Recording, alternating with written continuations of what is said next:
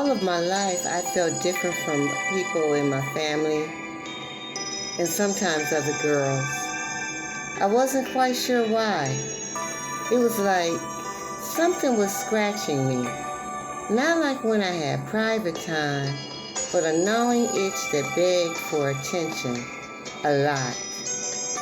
Sometimes I felt so blue, I thought I would just burst from sadness. But I learned early to mask my feelings. I remember telling Mommy when I was 5 years old that Granddaddy had touched me down there.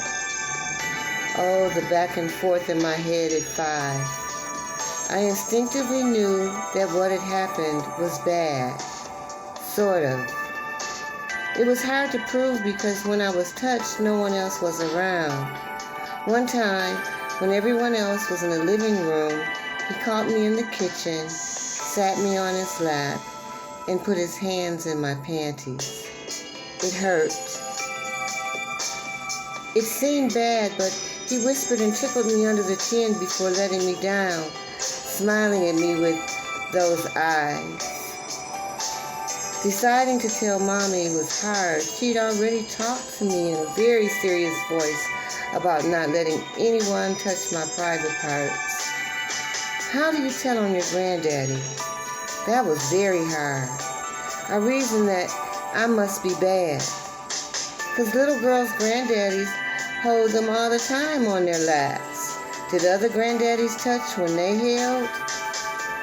When I told Mommy what had happened, she got very angry at Daddy's daddy.